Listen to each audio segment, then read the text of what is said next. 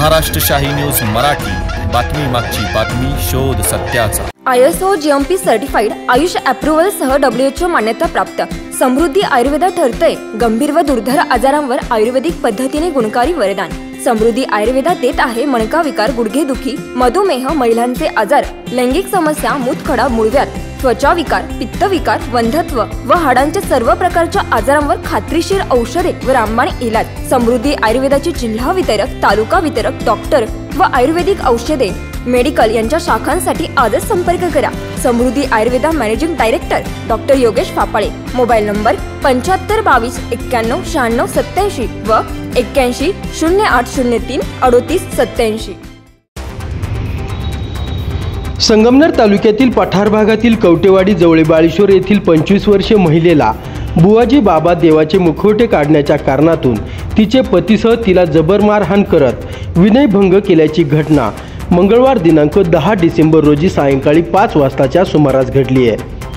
25 वर्षीय महिलेच्या कुटुंबातील बुवाजी बाबा ग्रामदैवताची यात्रा असल्याने तिच्यासह तिचा पती तर कुटुंबासह नातेवाईक मामेखेलवाडी येथे गेले होते।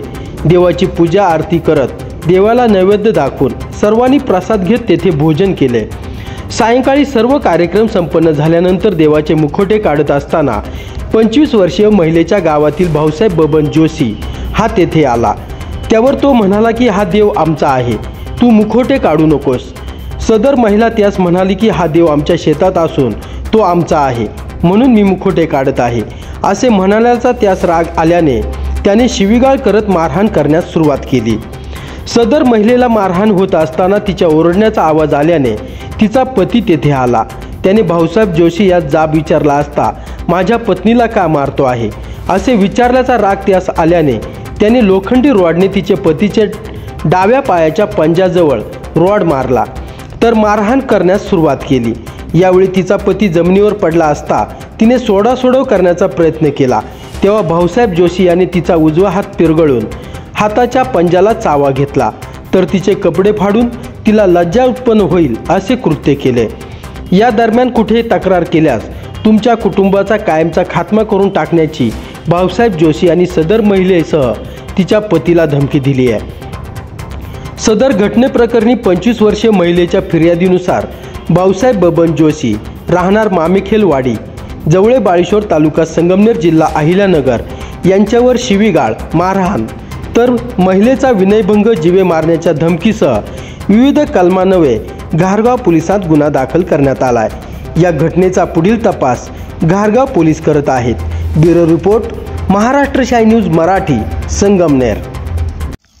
माझं नाव पिलाजी गुणाजी जोशी, राहणार जवळबाळेश्वर तालुका संगमनेर जिल्हा अहमदनगर।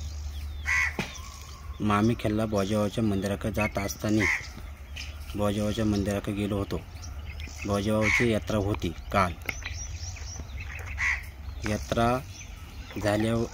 झाल्यावरून 5 वाजता मुखवटे सोडून आम्ही घरी निघालो होतो, परंतु माझ्या मंडळीला यांनी मारण्याचा प्रयत्न केला। त्यांचे मुखवटे सोडित असताना मंडळीला भाऊसाहेबनी छेडछाड वगैरे शिवीगाळ वगैरे केली। ती ओरडल्यानंतर आम्ही आवाज ऐकून तिथे पोचल्यानंतर आम्ही आलो। म्हणलं का ओरडली, काय झालं, तर यांनी तिला हात पिरगळून तिला हाताला चावला। माझ्या डाव्या पायाच्या गुडघ्याच्या खाली घोट्यावर रॉड मारून मारला। कशामुळे मारलं, काय कारण काय त्याच्या मागचं?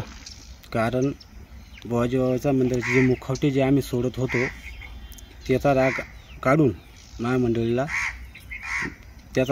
माझ्यावर रॉड मारला। तुमच्या दोघांना पण मारलं का? हो। मुखवटे म्हणजे काय नेमकं? ते बोजाबाबाचे ना जे कापड आणि मुखवटे असतात त्यांचा ते सेपरेट मुखवटे यात्रेच्या दिवशीच लावलेला जातो, इतर मध्ये लावलेला जात नाही। म्हणजे यात्रा संपल्यानंतर ते मुखवटे तुम्ही काढले होते? हो। म्हणजे त्या कारणातून तुम्हाला मारहाण झाली? हो।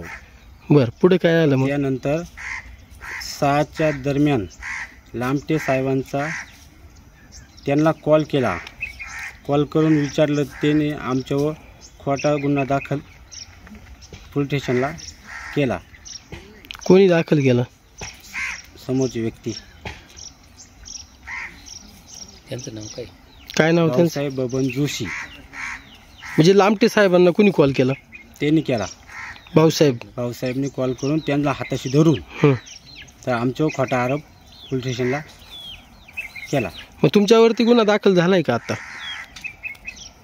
झालंय. झालंय. तुम्ही केलाय का त्यांनी केलाय? आम्ही केलाय. तुम्ही केलाय. हो. म्हणजे तुमच्या गावात मग हा विषय बघ पोलीस पाटील असेल, सरपंच असेल किंवा तंटामुक्ती समिती याच्याकडे तंटामुक्तीचे सरपंच व पाटील हे तिथं बसलेलो होतो आम्ही तिघं पण. हां. समोरचे पार्टी पण आम्ही पण हे मिटवून घेत होते. समोरचे पार्टी मिटवत नव्हती. त्याने लामटे साहेबांना हाताशी धरून पोलीस स्टेशनला फोन करून कळवलं.